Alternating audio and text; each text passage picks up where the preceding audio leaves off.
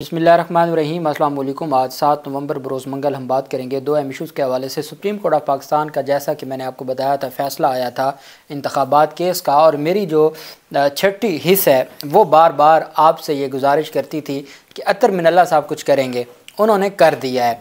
अच्छा, दिलचस्प बात यह है कि एक तो वो मैंने आपके सामने आपको बताया था कि ऐसी कौन सी चीज़ें हैं कि जो तहरीरी फ़ैसला जो अदालत में लिखवाया गया था उसमें और जो बाद में जारी हुआ उसमें जो फ़र्क था वो मैंने आपके सामने रख दिया था। आज अतर वो जो अटेस्टेड कॉपी जिस पे दस्तखत होते हैं जजेस के, जब वो सामने आई है तो अतर मिनल्ला साहब ने पूरे का पूरा केस ही जो है वो नए सिरे से उसको खोल दिया है और उसमें इंतखाबात ना करवाने वाले और रुकावट बनने वालों के ख़िलाफ़ कार्रवाई का लिख दिया है।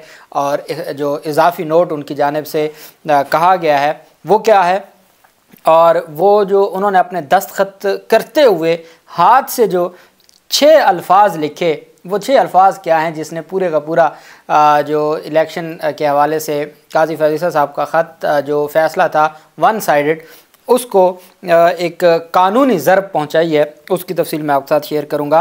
वही हुआ शहबाज शरीफ के साथ। शहबाज शरीफ ने काजी फैज़ से एक रिलीफ़ लिया और उनके लोगों ने और उनकी इत्तेहादियों ने काजी फैज़ से एक रिलीफ़ लिया। आज वही रिलीफ़ उनके अपने गले पड़ गया।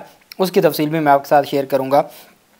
सबसे पहले मैं आपको बताता चलूँ कि पाकिस्तान तहरीक इंसाफ के रहनुमा उस्मान डार, उनको अखराज मुकदमा की दरख्वास्त पर आज वो ख़ुद लाहौर हाई कोर्ट में पेश हुए अपने वकला के हमरा। लाहौर हाई कोर्ट में उस्मान डार के अखराज मुकदमा की दरख्वास्त पर समाअत हुई। वकील दरख्वास्त गुजार ने मौका पर अपनाया कि पुलिस ने जालसाजी के मुकदमे में शरीक मुलजमान के बयान पर नामजद किया। उस्मान डार के वकील का कहना था कि पुलिस ने किसी कानूनी जवाज़ और शवाहिद के बगैर मुकदमे में नामजद किया, जो कि ये अक़दाम आइन के आर्टिकल 10A के तहत शफाफ ट्रायल के मनाफी है। वकील ने इस्तदा की कि अदालत बेबुनियाद मुकदमे से नाम खारिज करने का हुक्म दे और साथ इसमें हमें रिलीफ़ दे। अदालत ने कहा कि आप पहले अपना बयान हल्फी जमा करवाएं। उस्मान डार अपना बयान हल्फी जमा करवाए और फिर उसके बाद अदालत इस केस को देखेगी। अदालत ने बयान हल्फी मांग लिया मुसद्दका बयान हल्फी डार से, उस्मान डार से, और कहा कि वो आप जमा करवाएं ताकि उसके बाद आपका जो केस है उसको फिर हम मेरिट के ऊपर डिसाइड करेंगे।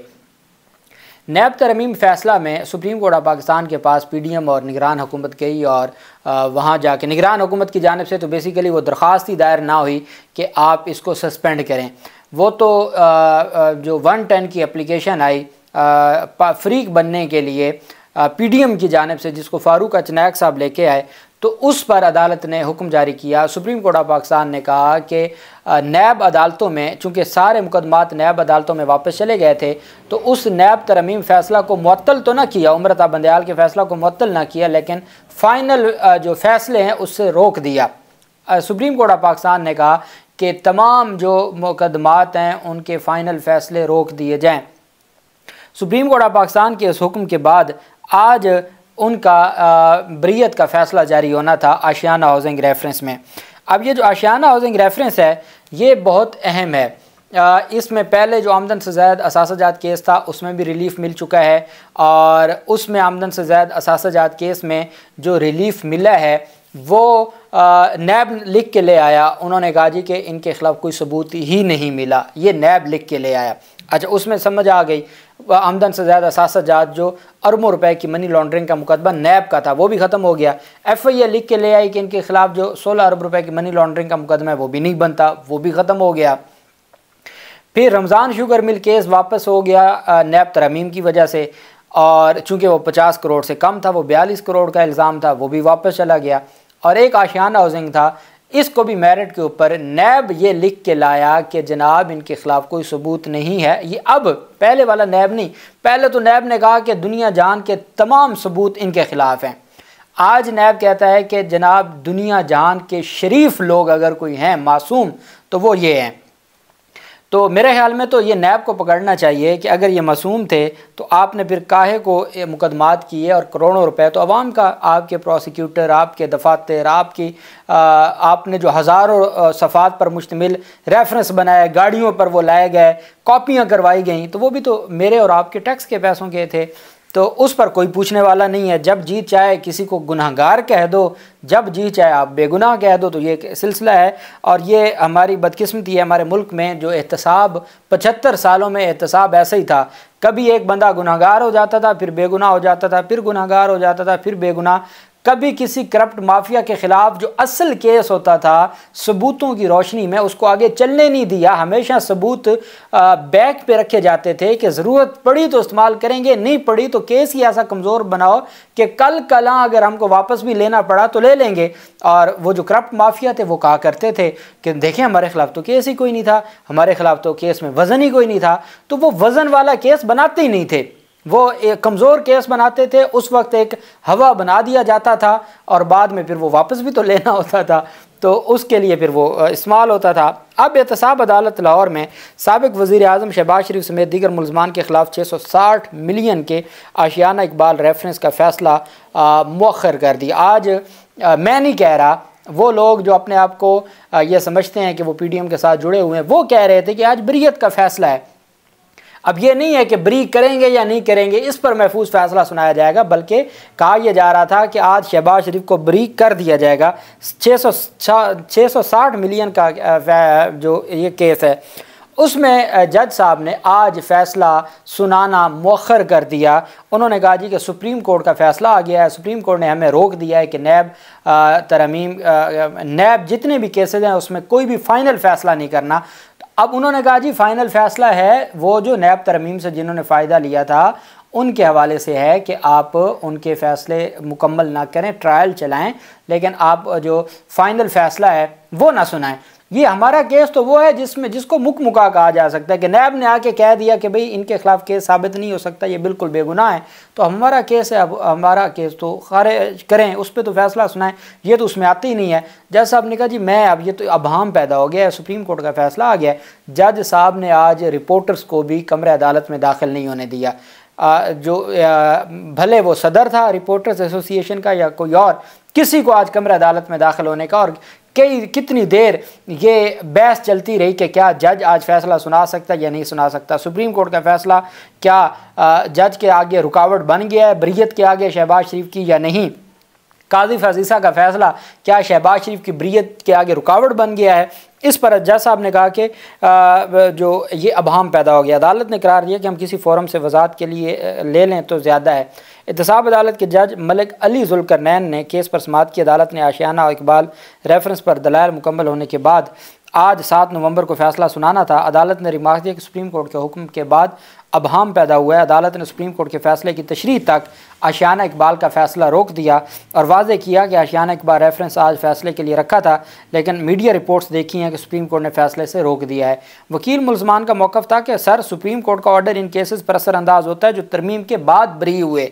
अदालत ने बावर कराया कि यह हम किसी फोरम से वजाहत ले लें तो ज़्यादा बेहतर है। वकला का मौक़िफ़ था कि सुप्रीम कोर्ट के फैसले में वाज़े लिखा हुआ है कि मेरिट की दरख्वास्त पर इसका कोई असर नहीं होगा। अदालत ने रिमार्क दिया कि सिर्फ मैं ही नहीं, एहतसाब अदालतों के जजेस इस हवाले से कन्फ्यूजन का शिकार हैं।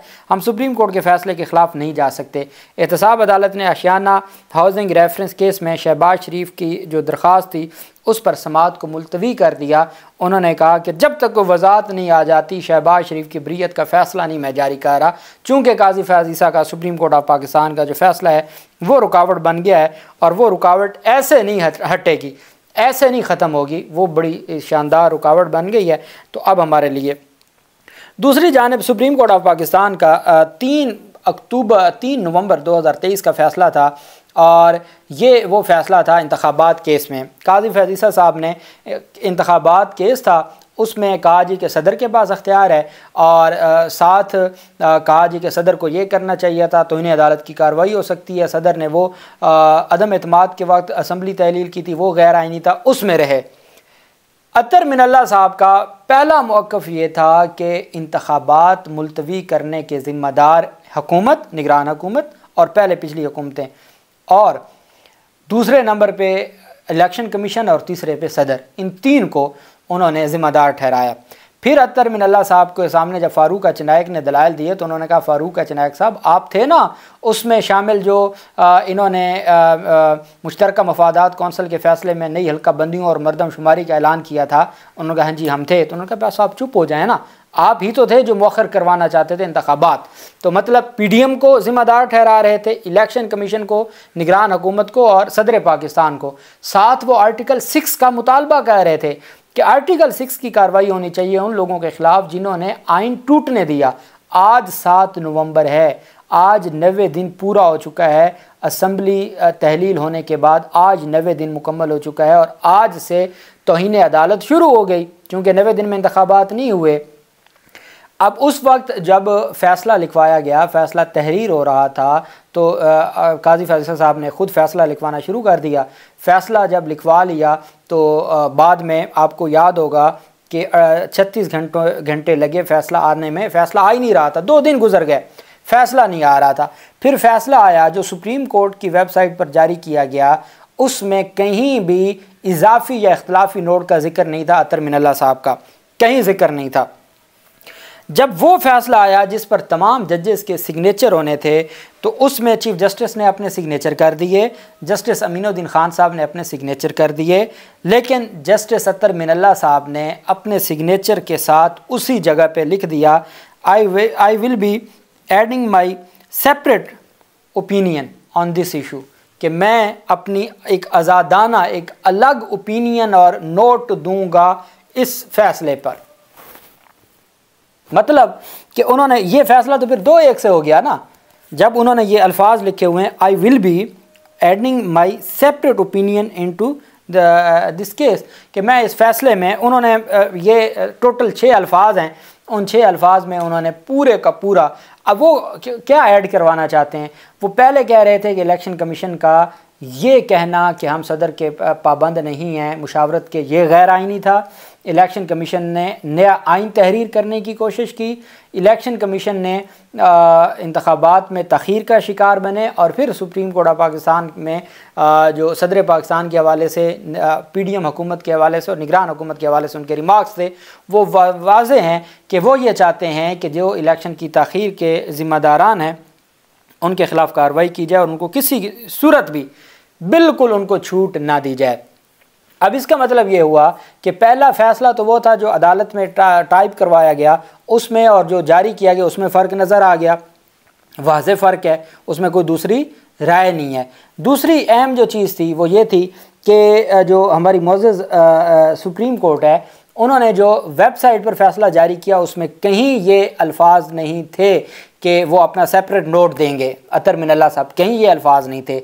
अब जब ये मुसद्दका कॉपी सामने आई ऑर्डर की, ये मैं आपके सामने जो ऑर्डर पढ़ के सुना रहा हूँ, ये मुसद्दका कॉपी है जिसमें ये कहा गया है कि I will be adding my separate opinion, इसके हवाले से कि मैं अपनी जो लेटर बाद में मैं अपनी सेपरेट ओपिनियन, इजाफी नोट, इसके ऊपर इख्तलाफी नोट या अलग नोट लिखूँगा, ये अतर मिनल्ला साहब ने कहा। और उसके हवाले से वाज़े है कि इस बात पर कि इंतखाबात की राह में रुकावट बनने वाले या इंतखाबात को मौखर करने वाले या ताख़ीर का शिकार करने वाले लोगों के ख़िलाफ़, वो भले सदर हो, वो भले पीडीएम की हुकूमत हो जिन्होंने मुश्तरका मफादात कौंसिल का फ़ैसला दिया, वो भले दूसरे लोग हों, उनके ख़िलाफ़ कार्रवाई होनी चाहिए निगरान और इलेक्शन कमीशन के ख़िलाफ़। और मैं ये, और एक अगली इससे भी बढ़ के, पहले मैंने आपको कहा था मेरी छठी हिस्से ये कह रही है, अब वो तो सच साबित हो गया कि अतर मिनल्ला साहब ने ये कर दिया। अब मेरी छठी हिस्से ये भी कह रही है कि जो सदर और अदम एतमाद के हवाले से पूरा एक पैराग्राफ लिखा गया है उससे भी इख्तलाफ करेंगे, चूँकि वो इरेलीवेंट था, वो उस केस से जुड़ा हुआ नहीं था। और आज खुद चीफ जस्टिस साहब के पास भी आज खुद का इख्तियार अब नहीं बचा, वो भी अब कमेटी ले सकती है। आज खुद चीफ जस्टिस साहब नहीं कुछ लिख सकते। अल्लाह पाक पाकिस्तान कामी और नासिर हो। बहुत शुक्रिया। अल्लाह हाफिज़। पाकिस्तान जिंदाबाद।